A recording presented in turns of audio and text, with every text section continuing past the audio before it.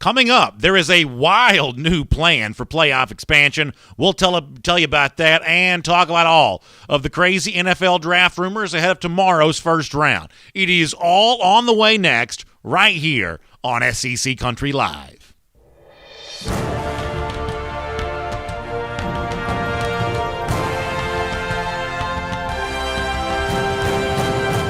Happy Wednesday afternoon to you. Welcome into SEC Country Live. My name is Brandon Adams. Happy to have you with us for what is going to be a very busy show for us. Coming up in a few minutes' time, we'll check in with Pete Fiutak, longtime college football writer for his website, College Football News. Always a provocative source of plenty of opinions. Pete Fiutak will share some of those with us here coming up in a little bit less than 10 minutes or so. We'll look forward to talking to him. Before that, though, here at SEC Country Live, let's go above the fold and talk about the big news of the day, not just today in the SEC, but around college football as well, as there is apparently, according to Bill Hancock, the executive director of the College Football Playoff, quoted in a brand new story from The Athletic, a wild new format potentially in play here for the College Football Playoff. Let me show you one of the writers of this story from The Athletic, Stuart Mandel, on Twitter, kind of laying the groundwork for some of what is out there. He says, where do things stand with playoff expansion? Mandel writes, there's surprising momentum for something bigger than 8 teams.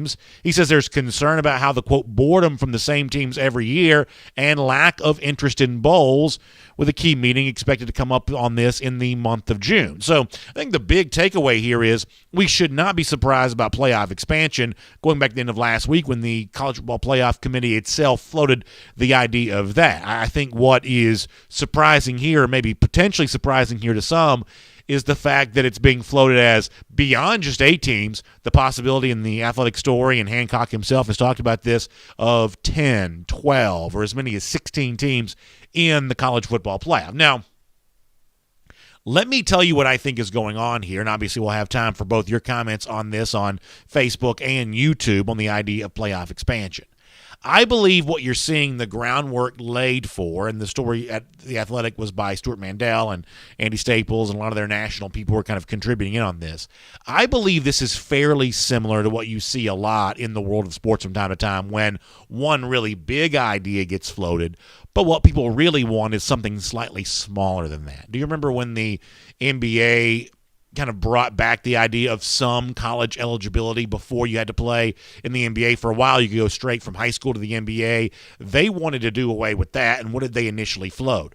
We want you to sit out of college, or I should say sit out of high school at least 2 years before you come to the NBA. We want you 2 years removed from high school. Well, the truth is they probably didn't really want 2 years. They probably actually wanted 1 year.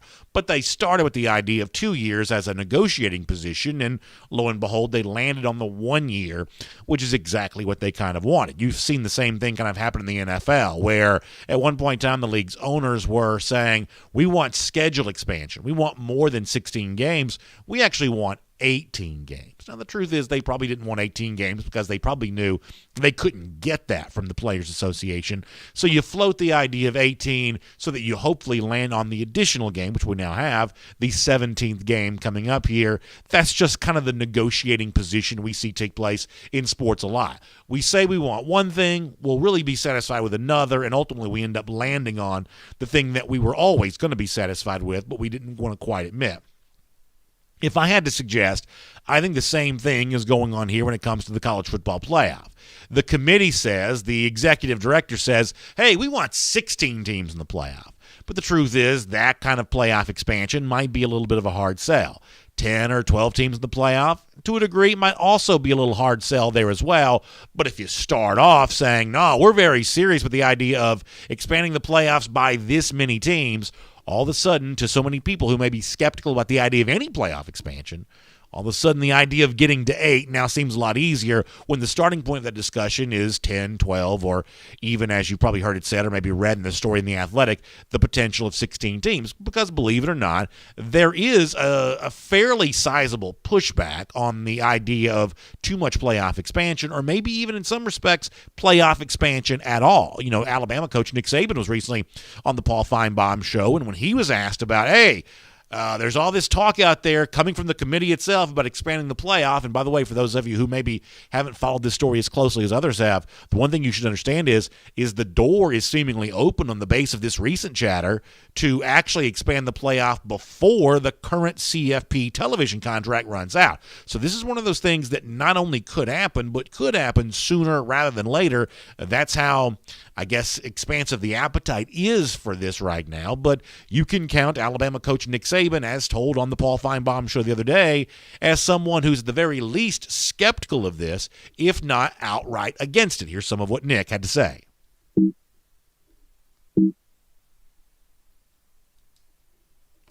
The more playoffs we have, the less significant bowl games are going to be. So it's really not for me, and I don't think I'm even capable of judging how significant the positive self-gratification so many players get, so many programs get, so many coaches get for being able to go to a bowl game. And now everything has shifted to the 4 teams in the playoffs, and the bowls seem to be pretty insignificant. So I think if we expand the playoffs, you're going to see a continuation of that trend where the bowl games become less and less significant. And maybe these two things can't coexist. But if they're going to coexist, maybe we should try to, leave them pretty much the same.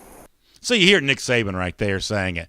Hey, listen, guys, I'm for positive self-gratification. I'm for positive self-gratification of players, and I like everybody to feel good at the end of the year. And if you expand the playoff, all of a sudden, maybe now, not everybody feels quite as good as they would feel if you had it the way that it is now. Maybe the Bahamas Bowl or whatever else. All of a sudden, that doesn't mean quite as much anymore, and that'd be a concern for me, Nick Saban says, because maybe everybody doesn't quite feel quite as good if it goes down that way. So Nick Saban, one of those guys arguing against playoff expansion, and I think most of you kind of know what this is all about before I even get into it. It is a school like Alabama who would be hurt most if the playoff is expanded. Right now, in the current 14 formula, Alabama's got it figured out. They've won multiple national championships in this playoff format. They figured out a way to make the playoff in 2017 without winning the SEC.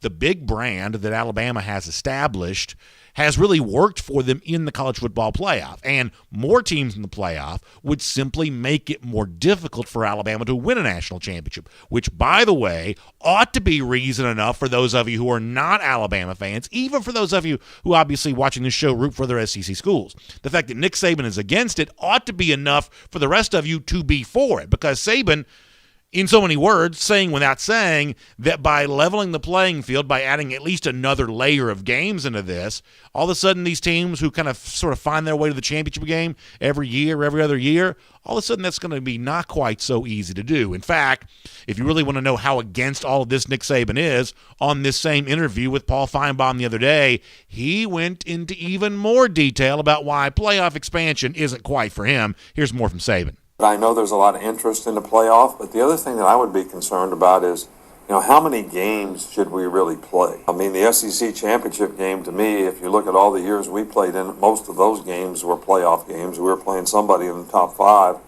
and had an impact on who got into playoffs, who got in the championship game. So you're going to eliminate that so you can have more playoff games, or we're going to play less games in the regular season so we can have more playoff games. I think there's only so many games in these guys. They're student athletes. They're not just football players. So I think some of those things have to be taken into consideration as well. So Nick Saban says you can't expand the playoffs because it's just too many games. This is from the Paul Feinbaum show the other day. You can't do that. That'd be too much of a risk. As I said before, if you're on the fence about how you feel about playoff expansion, the fact that someone who's got the current system figured out as much as he does is against the idea of expansion, that might be all you need to know the way in which, by opening the doors up, all of a sudden now you do create more opportunities for more teams to potentially get in there and have a chance to win it. Now, obviously, this is almost more relevant for those outside the SEC than it is inside the SEC, because to a lot of folks in Big Ten country or Pac-12 land or wherever else, it's really a league like this that folks think kind of have the stranglehold in all of this. but I do think the way in which Nick Saban is as against this as he at least seemed to be in that interview with the Paul Feinbaum show, I think that kind of tells the story about kind of where this might be heading and how guys like that kind of feel about all that. We're going to take your comments on this on both Facebook and YouTube. As I promised, we're also going to really get heavily into some of those draft rumors that are still out there ahead of tomorrow's first round. But as promised as well, for a guy who always has great opinions on this and so much else that goes on around the world of college football, a guy who I've been reading for a long time from College Football News, it's Pete Fiutak joining us here on SEC Country Live today. Pete, thank you so much for your time, and I certainly appreciate you being with us and making some time for us today. Hope you're doing well. I'm doing well. How are you doing today? I am doing really well. Let me begin where I just was before you joined us. There is a story in The Athletic right now about massive playoff expansion. My guess is that when it actually happens, if it does, I'm guessing it's a little smaller than the number that's been floated around right now. But who knows? Maybe I'm wrong about that.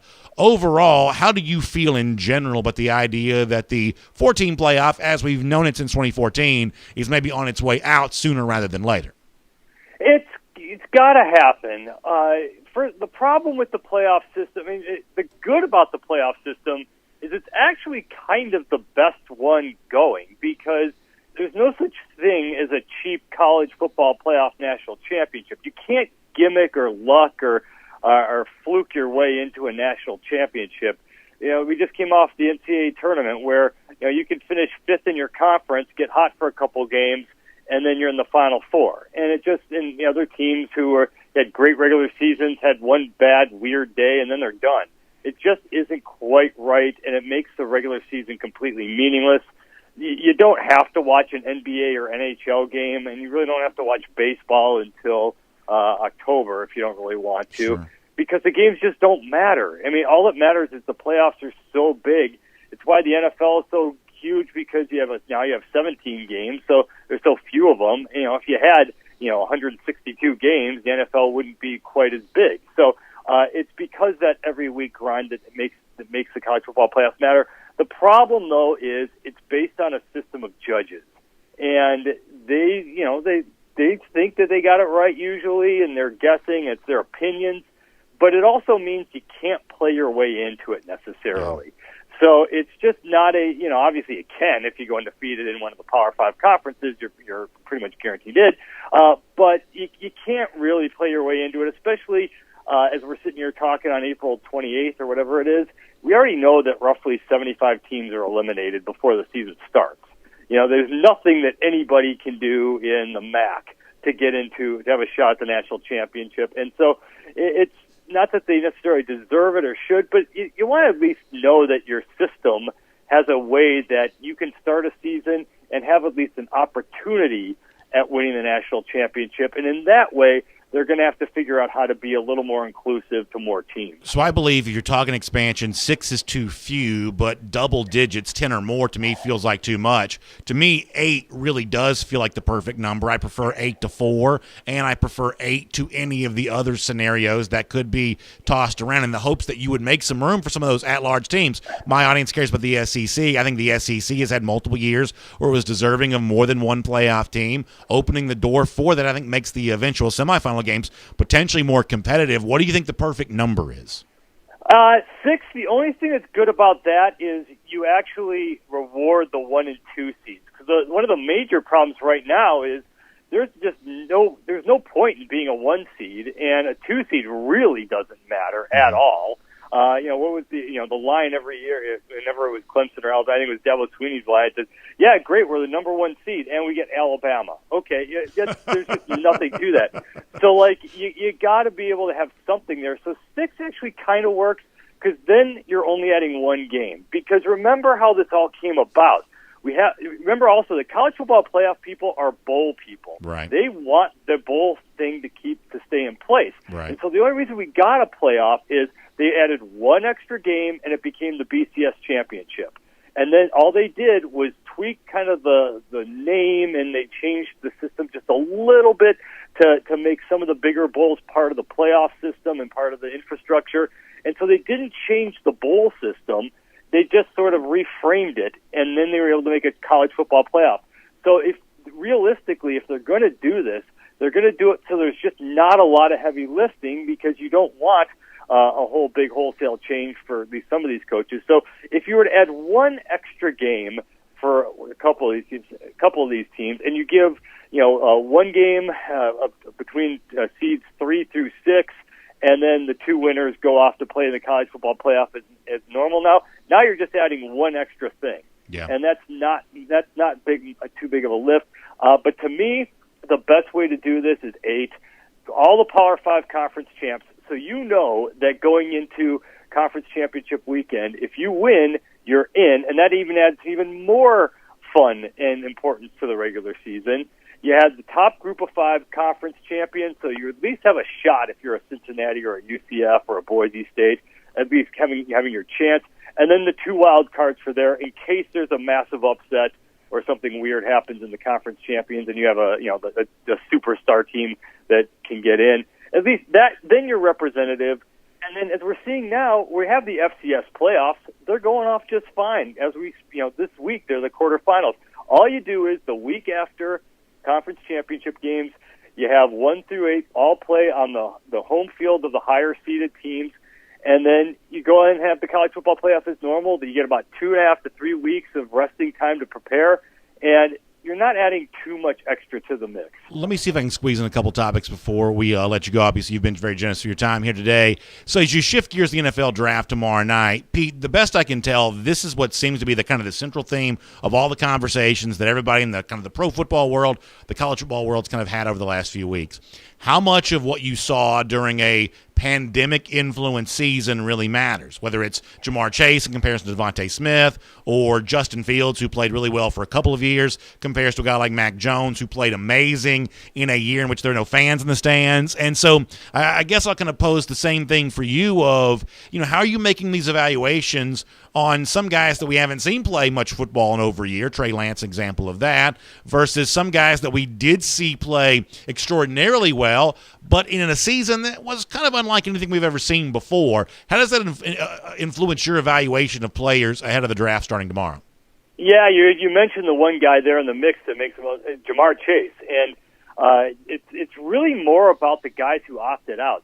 To me, Penei Sewell is the second best player in this draft, and he's a Hall of Fame prospect type of left tackle whose one knock is that he might be slightly immature. And yeah, because he was 19 when he last played, and he was the best offensive lineman in college football. That guy has all the tools, and you're messing around with a Zach Wilson or a Mac Jones or, and Trevor Lawrence has to be number one. You got to do that. But Sewell, and he was off for a year, and it's kind of a little bit out of sight, out of mind.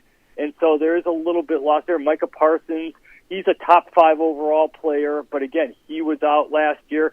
On a deeper level, it would have been interesting had Jamie Newman been the starting quarterback of Georgia. There's a guy, if he had a year with that team, with his tools and talent, he probably could have been one of those guys who could have been, deep in the hunt for maybe even a first-round pick if he really had a big year. Instead, he might be a 6th-rounder. So, to me, if I am a general manager, I want the guys who opted out. I want guys with more tread on the tires. You only have so many hits to your brain you can take. You have only so many shots to your body you can take.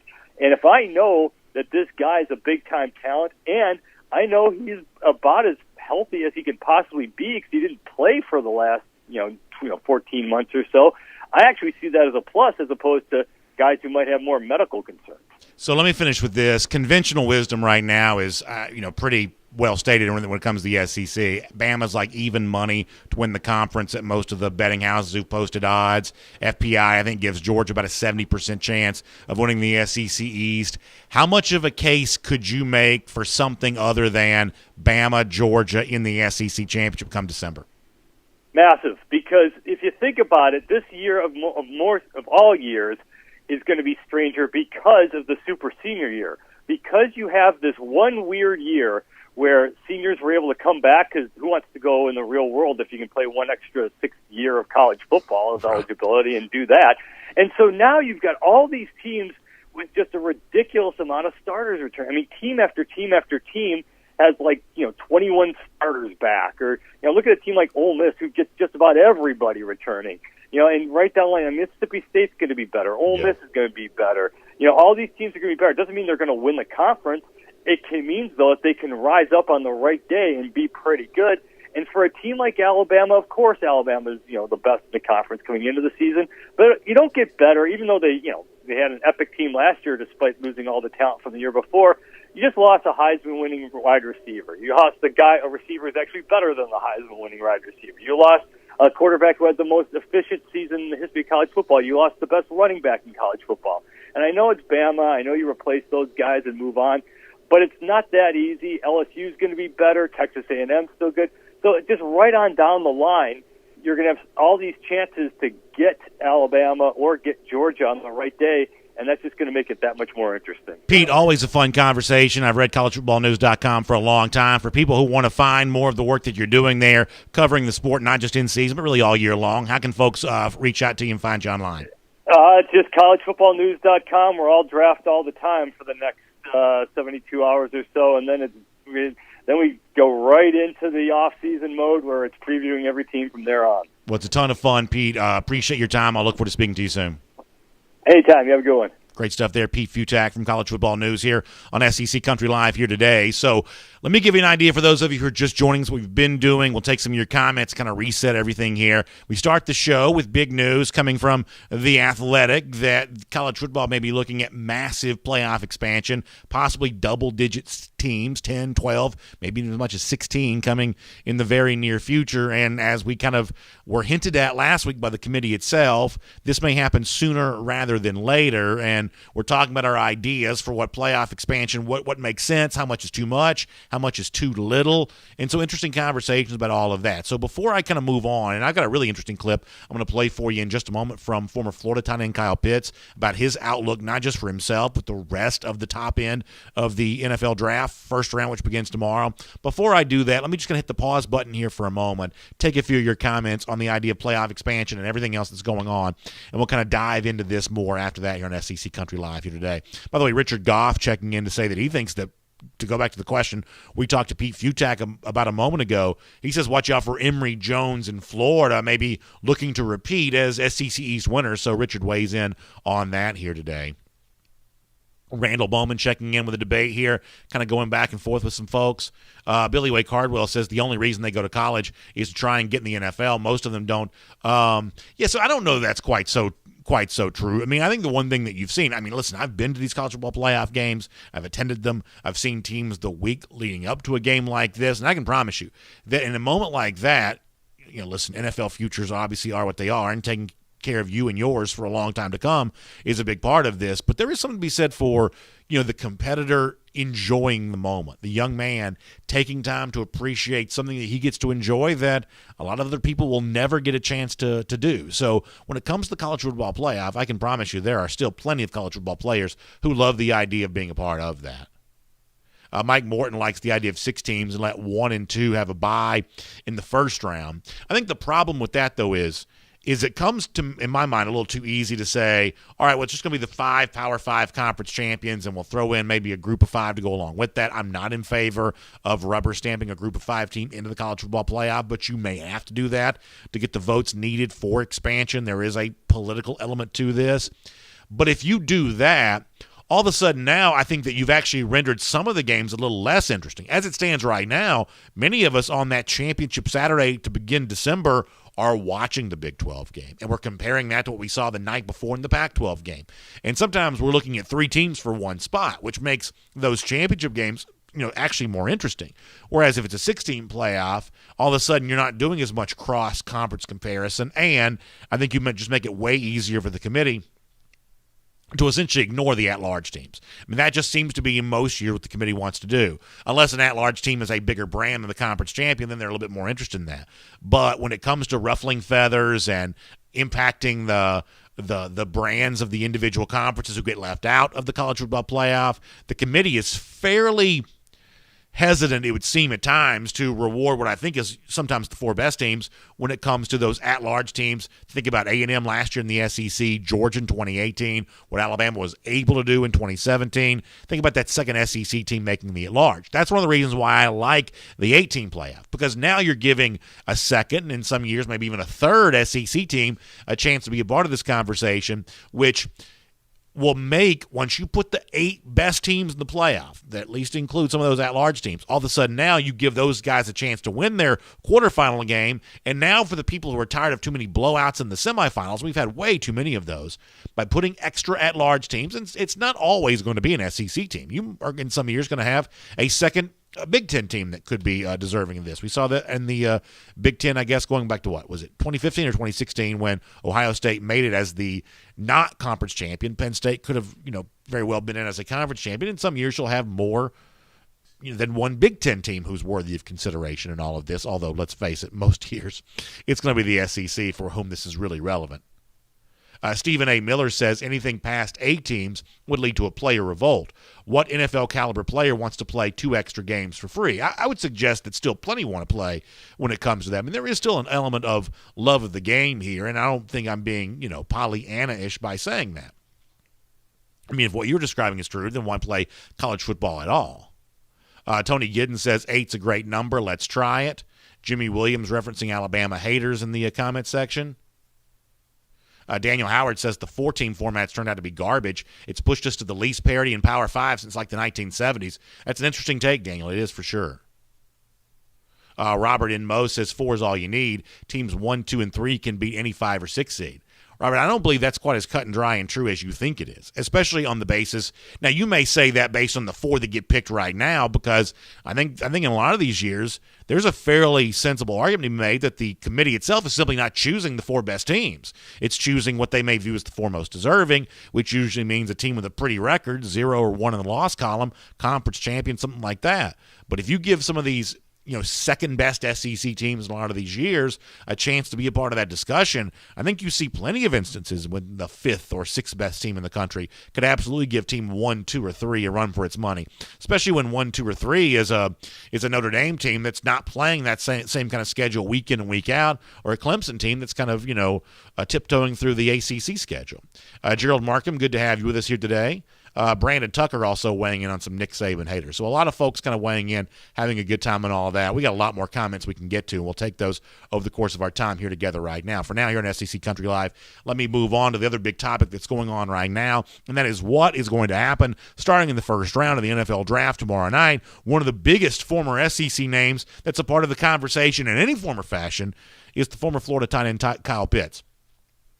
A guy who we've never seen get the kind of pre-draft attention at this position that Pitts has gotten. He is just, genuinely viewed to be the best playmaking tight end in NFL draft history. Now, we'll see if the actual results on the field back that level of hype up, but there's no denying that is what's out there for him right now in terms of not just a guy that's potentially drafted in the top 5 or even higher than that, but a team that or 2 that may even be looking to trade up for the possibility of drafting Pitts. That's kind of what the conversation is about right now when it comes to Pitts. However, Kyle was on the NFL Network recently, and he was kind of asked about, hey, at one point in time you had interviewed with San Francisco. Is there a chance that you think you might go 3rd overall? And Pitts actually said, yeah, I would be a little surprised if this happened, and went on to give his own kind of pre-draft analysis. This is pretty interesting here from the former Florida tight end. It sets us up to talk some draft. Here is Kyle Pitts from the NFL Network. I know you've heard that there are some who think that the 49ers are just messing with us. They have George Kittle, but they also have Jimmy Garoppolo. They don't need the quarterback right now. That, Kyle, they went up to get you. Would it surprise you if you're the 49ers pick?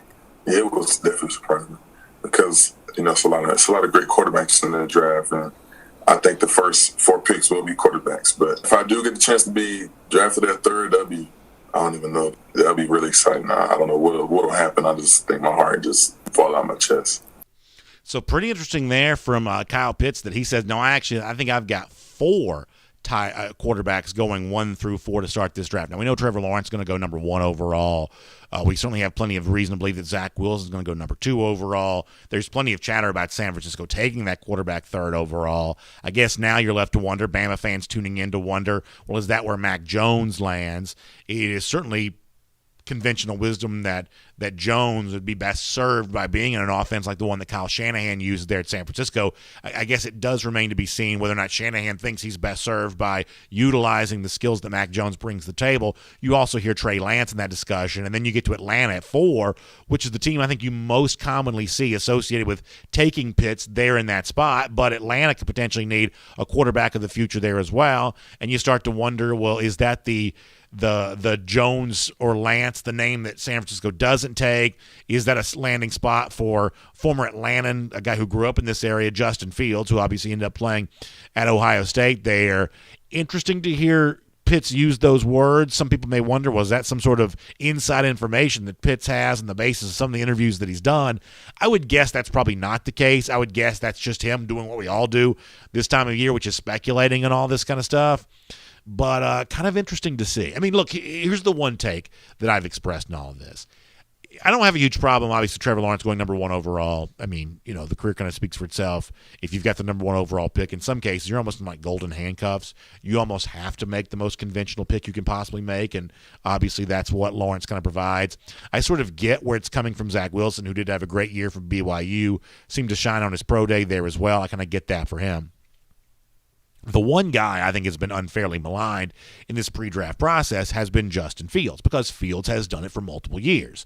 Now, he left the SEC to go do it at Ohio State, and I won't hold that against him. But in comparison to Mac Jones, who put up as amazing a level of performance as anyone I've ever seen, in fairness to Jones, what he did in the 2020 season, the fact of the matter is with Justin Fields, you have a guy that sort of looks more like a can't-miss NFL prospect, just seeing him standing there and seeing him kind of go through the paces during a pro day. And you've got multiple seasons to back this up. A lot of what Mac Jones, I think, benefited from in 2020 was superior offensive talent around him, a superior system employed by Steve Sarkisian, who, by the way, no longer is at Alabama anymore. And so if it was up to me, I would go Justin Fields over Mac Jones, whether I'm Atlanta at 4, San Francisco at 3, or whatever else. If it does end up being, though, that Atlanta passes on Pitts there, who seems to think they're going to, then what happens after that? A lot of folks conventionally seem to think that Cincinnati at 5 may be looking to take a Penei Sewell. All of a sudden, now you're thinking about the Miami Dolphins, you're thinking about other potential landing spots, or a team making a big trade to go up and get Kyle Pitts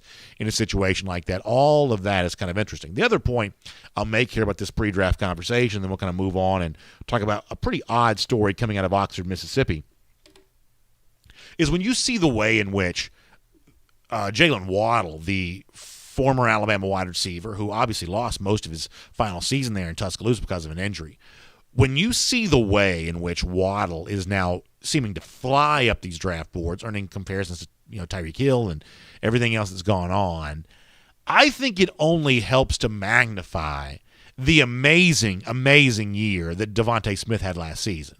Because in most cases, if you lost a top 10 level receiver, which is what now Jalen Waddle appears to be, imagine subtracting that off anybody's roster, and imagine seeing the offense that he was subtracted off of essentially not skip a beat whatsoever. I mean, it's almost like Devontae Smith for Alabama in 2020 had the kind of season you would expect him to have, plus the kind of season that you would have expected someone like Jalen Waddle to be able to have. He essentially combined the stat lines for both the players in his own Heisman Trophy winning year. And to be honest with you, I don't quite know how that works out for Devontae in terms of what he looks like when he moves on to the NFL. If I had a pick, I'm probably taking Jamar Chase ahead of Devontae Smith. But when you look back on what he did in 2020, knowing the Alabama offense never really missed Jalen Waddle, a guy we're now told has a strong chance of being a top 10 overall pick and maybe possibly even the first receiver taken in the upcoming draft, I think we'll look back on this Devontae Smith era, this time in Alabama, especially what he did in his final season there. And I think special is the only word you can describe it. I don't know that anyone's ever been better for a single season than what Devontae Smith was for the Crimson Tide a year ago. It is SEC Country Live. That is our Above the Fold, looking to the NFL Draft tomorrow and, of course, the possibility of playoff expansion there. We'll get a lot of your comments coming in here as well. Good to see Jay Shipes, by the way, checking in on the YouTube comment section here today there as well. Cliff Nelson, our resident LSU fan over there, he's also having some good fun and checking in there too.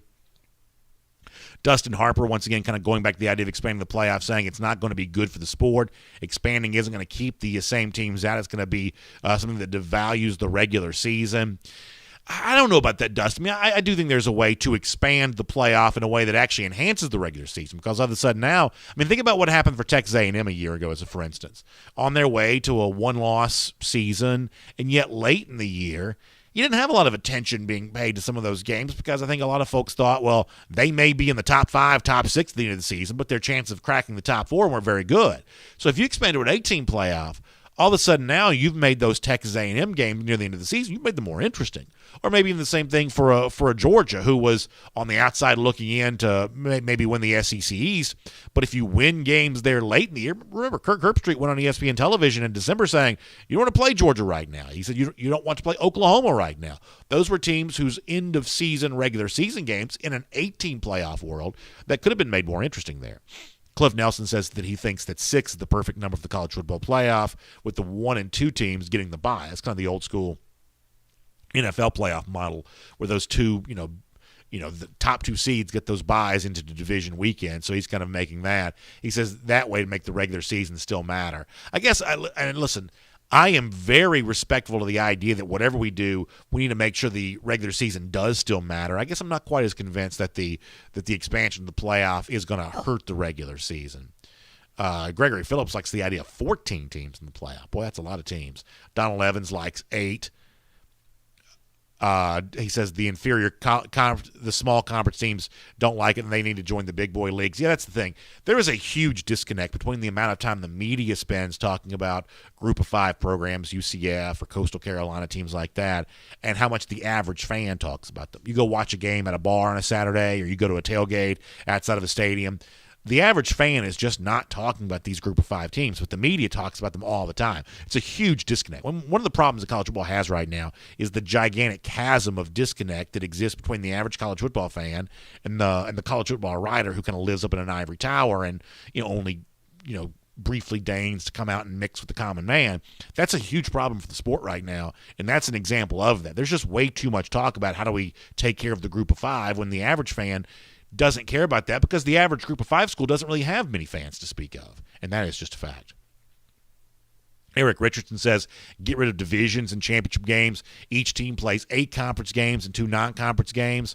Yes, we talked about this the other day a little bit, that I still believe the SEC's divisions have enough of a separate, distinctive identity that you could maintain separate divisions, but there are plenty of people who do like the idea of getting rid of division play. We'll take more of your comments here coming up.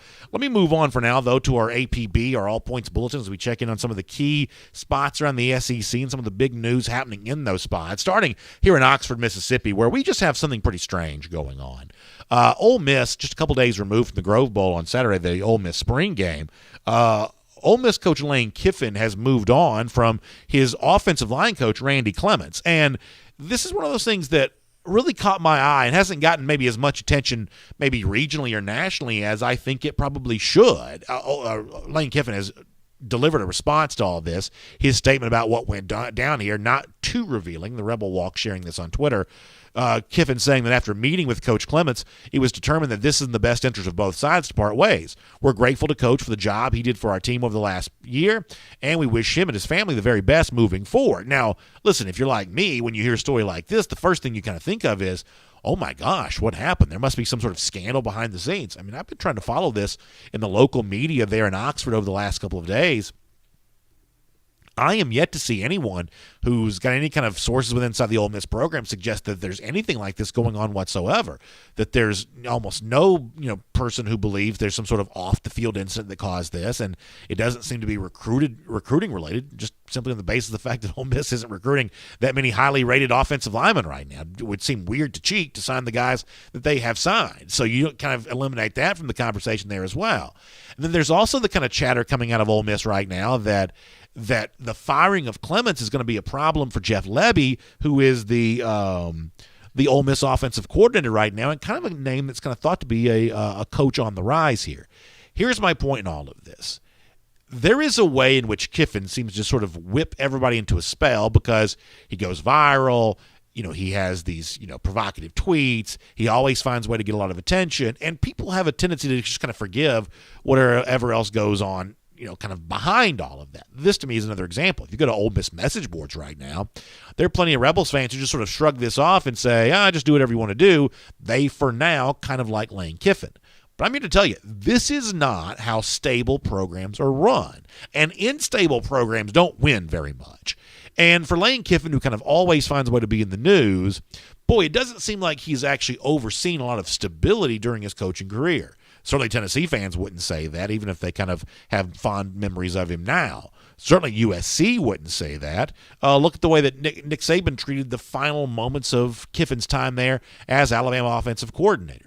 This is one of the things you got to be really, really careful about with your Ole Miss. You get the excitement that Kiffin provides, but at a certain point in time, you just got to sort of, roll up your sleeves and actually do the hard work of building a program. I'm not quite so sure that jettisoning Clements 2 days after a spring game with really very little explanation as to why it happened. This is just not what stable coaches running sound, strong programs do. Now, I'm not saying it's going to be the end for Kiffin there at Ole Miss, but, boy, it certainly rhymes with what Jeremy Pruitt did during last season when he also moved on from his defensive line coach. These kind of erratic, knee-jerk reaction-type moves, that's not what good coaches do. And frankly, the jury, in my mind, is still out on whether or not Kiffin is a good coach. This, to me, is a story worth continuing to follow. Here on SEC Country Live, we'll keep our APB going here. And I thought that Brandon Marcello had a very interesting piece up at 24/7 Sports recently where he looked at the kind of atmosphere around College Station, Texas, post the Texas A&M Aggie spring game. And obviously, we heard this from Pete Fiutak from College Football News a moment ago, that in some respects, A&M looks like one of those teams that could be a real contender and a challenger with Alabama in the SEC West here this upcoming season. Given the way in which they've recruited, stacking top 10 classes year after year after year under Jimbo Fisher, it almost seems like they have everything possibly going for them. But Marcello's point at 24/7 Sports, and I do think this is a good one, is actually if you look pretty closely, you actually see something, and the spring game apparently kind of points this out a little bit for those of you who had a chance to see some of that on the SEC Network Plus. Apparently the spring game for A&M kind of reminds you a little bit of a problem that Texas A&M might be dealing with. Let me read you a couple sentences here. Brandon Marcello, 247sports.com. On Twitter, he says, the Aggies receivers dropped 9 passes. 2 days later, 4-star newcomer Shadrack Banks entered the transfer portal. Also, Damon Demas, who's been dealing with a little bit of a suspension issue, he's not back playing again yet either. Brandon asked, do the Aggies have a receiver problem that's going to hold them back in the SEC? Well, certainly that's one of the things that Jimbo Fisher in the story that Brandon writes for 247sports.com seem to suggest. I'm going to paraphrase Fisher here for a moment, saying, listen, everybody's kind of wondering about our quarterback situation, what's going to happen between Hayes King and Zach Calzada. He says, I'm actually worrying about everything that's happening around those guys right now. Now, sometimes when coaches say that, they're just saying that as a way of deflecting from a topic they don't want to discuss. And post-spring, most coaches don't want to talk about quarterback issues because they don't want to say something that would cause one of those guys to strongly considering transferring. In the case of Jimbo Fisher, that's probably partially true on this there as well. But as Marcello points out, and Fisher kind of echoes in his own post-game press conference going back to last Saturday, the absence of a true, defined, bona fide playmaker for Texas A&M is one of those things that needs to resolve itself. I mean, let's face it. Whether or not Texas A&M was deserving of being one of the 4 best teams or not last year, there is an element of which that, plugged-in fans, media types, whomever else, they just didn't really want to watch Texas A&M play. And so in some respects, A&M not getting more attention of the college football playoff was kind of based on the fact that people just sort of thought they were boring. And that can be fair, that can be unfair, but that's just kind of real. But beyond that, I mean, look at what powered the LSU National Championship in 2019. The emergence of Jamar Chase, the big year for Jefferson, for Terrace Marshall, for Moss, and all those, pass catchers. We talked about Alabama a moment ago, what, you did post-Jalen Waddle injury, what Devontae Smith was able to do, and the entire transformation of Alabama offensively has been about a huge collection of big-time wide receivers. Right now for A&M, you don't quite have that. Now, the one thing you do have in College Station that you didn't have maybe before is the presence of a better defense led by Mike Elko. More on him in a moment. Better running game with Spiller last year. Big recruiting success with Johnson coming in for the class of 2021. You've got more of that going on. But this is a league now that's become very much about throwing the football. That's what the very best teams are going to do. And I think that Brandon Marcello's piece at 247sports.com is worth your attention. You ought to read that. That A&M, as it tries to figure out what it has a quarterback, and the fact is the Hayes King may end up being a pretty good-looking quarterback, and that's a pretty interesting prospect. His combination of just throwing ability and athleticism, you start thinking about trying to pull an upset against Alabama or something like that, he seemed like the kind of quarterback who might be able to power that. But he's got to be able to throw it to someone. And as it stands right now, some of those who have seen the situation there in College Station say not quite so sure that as of yet a big-time receiver has emerged there at Texas A&M. For a team that's going to be a preseason top 10 team, this is probably a little bit of a story worth watching. Let me stay in College Station for a moment as we go All Points Bulletin here on SEC Country Live. And Matt Zenitz from AL.com is reporting that one of the Aggies' top assistants, defensive coordinator Mike Elko, has apparently removed his name from consideration to be Kansas head coach. Let me read here from Zenitz on Twitter that according to sources, A&M defensive coordinator Mike Elko, who's been one of the top candidates for the Kansas head coaching job, plans to remain, Zenitz says, at Texas A&M. He says that's big for Jimbo Fisher and A&M, led by Elko. A&M had the top-ranked defense in the SEC last season. It was a big year for A&M defensively, and Elko is a big-time coach, and eventually is going to be a head coach somewhere. It sounds like, and this is one of those instances where this is just kind of how the story gets spun, semantics, everything else. I mean, Kansas has really kind of zeroed in on current head coaches for its job. I think Lance Leipold, and as I'm speaking here, we could be very close to the Kansas coach even being hired. I know we're expecting that to happen at any point in time, and some of you may know, and if you do, you can put it in the comments section. But Leipold from Buffalo getting that job, or a Jeff Monken from Army in the mix there. I think Skip Holtz has been talked about out of Louisiana Tech. The guy at Eastern Michigan's kind of been kicked around here. But for now, the only strong consideration are sitting head coaches, and so Elko pulling his name out is kind of one of those, in some respects, it's kind of viewed as a face-saving gesture. At least that's the read that I get on that from a few hundred miles away. The other SEC coordinator who's kind of popped up in this discussion is Georgia defensive coordinator Dan Lanning. And Lanning, is still a little bit of a young guy here, so his name does not seem like it's been quite as prominently mentioned as some of the other names potentially on this list. But it looks like Kansas wants to go sitting head coach, current head coach, for what they're doing there with that. And let me just say this. This is kind of, nothing to do with nothing, but I'll say it nonetheless. I think there are a lot of people who kind of assume, well, why would you take the Kansas job? It's like the worst job in Power 5. But just keep this in mind, that it is still a job that pays big bucks. Head coach almost certainly going to make $3 million a year or more. And on the course of a 5-year contract or whatever else, I mean, that is really good money. And so if you do get there, you find yourself dead-end prospects, no chance to move on from that job, go somewhere else. That's not necessarily the end of the world, given the kind of life-changing money you have a chance to kind of cash in on. So understandable why an Elko didn't mind having his name floated on that, or a Lanning from Georgia there as well. But it certainly seems like Kansas is going to pin its hopes to a current head coach, someone with some head coaching experience, trying to pull themselves out of what is obviously just an awful mess. Les Miles couldn't get it fixed, and they had to kind of resign in shame based on what happened at LSU. David Beatty before that, we may never hear from him again. So it's a tough job for sure, but it's a tough job that pays well, and I'm sure there are plenty of people who probably want that. One more APB story to get to here. We're going to get more of your comments after that. This is one that's been kind of out there for a while. We talked on the show a few weeks ago about the idea that Tennessee might be looking to coerce some of its big names in the transfer portal, whether it's Kavaris Crouch or Henry To'oTo'o, to maybe come back to Knoxville. At least in one case on this, Kavaris Crouch has decided to move on. There you see him. Very good job by our producer Michael Carville there on Twitter. He says he's going to be kicking it up north. So some East Lansing winters on the way here for Kavaris Crouch, as he now officially is leaving Tennessee to go to Michigan State. There's also some chatter involving To'oTo'o right now about Alabama or Ohio State. So some of those big names that maybe Tennessee at one point in time was hoping it might be able to hold on to. As it stands right now, at least in the case of Crouch, that's not going to happen. It looks like To'oTo'o is on his way out the door there as well. So pretty big time transfer news out of the SEC when it comes to all of that. So we'll keep watching all of that. Because, listen, in the weeks to come, especially kind of head towards the end of spring, start of summer, there's going to be a bunch of transfer news, and we'll talk about a lot of that here on SEC Country Live. Of course, don't forget we come to you every Wednesday here on this show. We've got a pretty funny SEC LOL we'll do for you in just a moment. Before that, though, let's take a few comments before we get there as folks continue to weigh in on our Facebook and YouTube comment section. Jeff Helms checking in.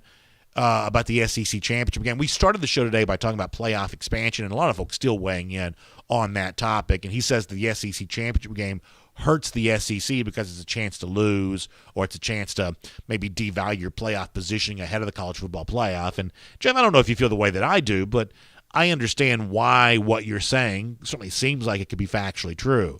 But don't you think that the SEC championship game has enough value, there's enough cachet to this, that's kind of all the way, the only thing that matters there, that the game itself still matters. It has a brand that's kind of separate from the bowl system, separate from the playoff. That's one of those things that still matters.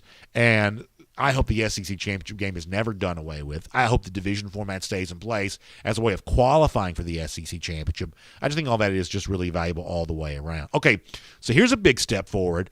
We've got this just coming off the presses here. SEC Media Days. Now, this is, I'm kind of perusing this. This is a actual in-person SEC Media Days in Hoover, Alabama this year, I believe. It says the Southeastern look at this. We got fancy graphics. It's like a real show. This is amazing. So the SEC announced the appearance schedule at its annual Football Media Days, set to take place July 19th to the 22nd, returning to the Hyatt Regency in Birmingham. Now, we've seen a lot of new opening ups lately in terms of, sporting events in Atlanta going to be 100% capacity. Braves, upcoming events at Mercedes-Benz Stadium, including the SEC Championship. By the way, we've seen LSU and Tennessee talking about full capacity for sporting events. And I'm going to go through this graphic here in a moment. But it will be very interesting to see if okay, so it says media registration for the event will begin in early June. The reason why I think this is interesting is this will be the first in-person media event involving the SEC since obviously going back to the SEC basketball tournament last March. If this is folks in the same room together interviewing coaches in July, that's a huge step forward from where this has been, and that is pretty interesting all the way around. So let's go through the schedule here. If you're interested, on July 19th, how about Dan Mullen, Ed Orgeron together? Kind of an interesting throwback to the thrown shoe from a year ago. Also, South Carolina Shane Beamer makes his SEC Media Days debut on that Monday, July 19th. On the Tuesday, the 20th, you got Kirby Smart along with Mark Stoops, Lane Kiffin there as a part of Ole Miss, and Tennessee with Josh Heupel. So interesting that Kiffin there the same day as his former job, Tennessee, as Heupel makes his SEC Media Days debut. Then on Wednesday, the 21st, the big day for Nick Saban. Don't you know those Alabama fans will love the idea of congregating back in that Winfrey Hotel once again to see Saban. Leach there the same day with Mississippi State, Jimbo Fisher and Texas A&M. So big names coming in on Wednesday the 21st. And then they will close out on that Thursday with Sam Pittman, who I should really say that he's also making his SEC Media Days debut because there was no Media Days a year ago.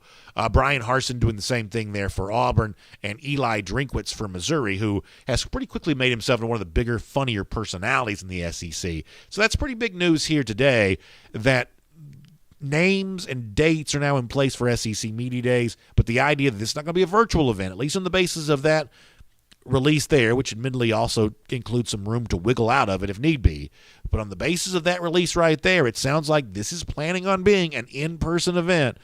Another sign that college football may be more normal than not when you get to the upcoming season. Very good job by Michael Carvel making us aware of that, and really good stuff all the way around there. Art Pennington says, stop this show. The good news is, Art, we're almost done, so we'll do it in a few minutes. So I'm glad to have you with us today. So whether you are annoyed by me or having a good time, whatever else, I'm just really glad that you're a part of what we're doing here today. Thanks so much. Chris Walshcott says 8 would be great for now when it comes to playoff. Boy, the playoff conversation has really driven the comments section today on both Facebook and YouTube a little bit. And speaking of YouTube, we'll check back over here for a moment. Rhett Womack weighing in on the idea of the national championship game in 2017, saying, Rhett talking a little trash here, back and forth. You like to see that. Chad Cahill checking in here today. We haven't seen Chad in a while, but he's back in, checking in here once again.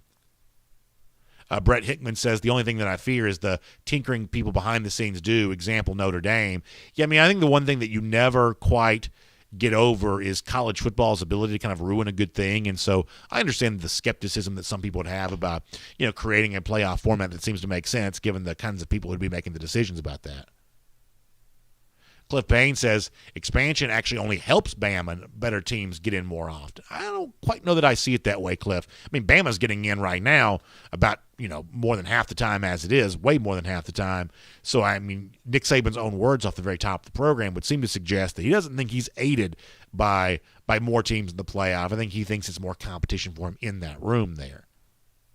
So, really good comments kind of coming in here. G. Grace Bama Boy over here there as well.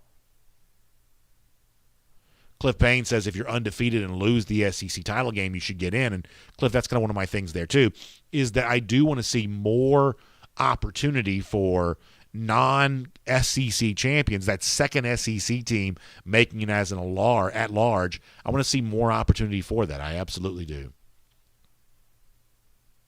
Rhett Womack liked what he saw from his spring game. Glad to hear that, Rhett. Let's see what else is going on. Yeah, when Chad Cahill pops in, he has a tendency to really pop in. So there you go. Jamie Blanton wants to by the way, good to see Jamie Blanton in the comment section. Yeah, I want to bring back Mike for sure. Mike is coaching. He's super – by Mike, I'm referencing Mike Johnson, the former co-host here in SEC Country Live. For those of you who maybe are just joining us for the first time here, used to have a co-host that we do the show with every single day. And Mike's a great, great SEC analyst. We're going to try to get him on a show here coming up very soon. All right, we're going to get ready to go. Before we do that, though, we like to finish kind of on a happy note, kind of a humorous note. And I think this is pretty funny. So Ole Miss women's basketball coach Gillette McPhee-McEwen was recently, I guess, having a kind of a, I don't know what you call it, like a FaceTime chat or whatever with Clemson football coach Dabo Swinney. And Coach McPhee-McEwen put it out on Twitter that she had, I guess, talked to Coach Swinney about her, kind of contemporary there at Ole Miss, Lane Kiffin. So this is what Coach Yo puts on Twitter. She says, "Hey, Lane Kiffin, my guy Dabo Swinney," if obviously you see the picture of Coach McEwen and Dabo talking, he said to tell you that he'll take you on one-on-one for basketball anytime, any place. He says, "I told him my money is on you, big dog." So Coach McEwen supporting her guy, Lane Kiffin. Well, as you might imagine, Lane Kiffin, who responds to everything on Twitter, he responded to this there as well, saying that he would look forward to the chance to compete against Dabo Swinney. In fact, we can show that to you. He goes, "You know it, Coach. Let's make it happen. Dabo, come to the SIP for a matchup." And he throws out some hashtags. I guess Dabo Swinney does not have Twitter, which in a roundabout way is probably not all that surprising, but good stuff all the way around. Y'all, thank you so much for being here on SEC Country Live here today and being a part of what we're doing. Let folks know we're doing it. Whether you watch on YouTube or Facebook, help share the show and let SEC fans, we want that comment section to be just stirred up each and every week with Bama fans and Auburn fans and LSU fans, Georgia fans, A&M, whomever else, just really getting after each other and having a great conversation there. So help us spread the word, and thanks for making it so much fun for me to do each and every week. Y'all have a great week. See you back here again next Wednesday, 3 p.m. for another edition of SEC Country Live. I'll look forward to talking to you then, everybody.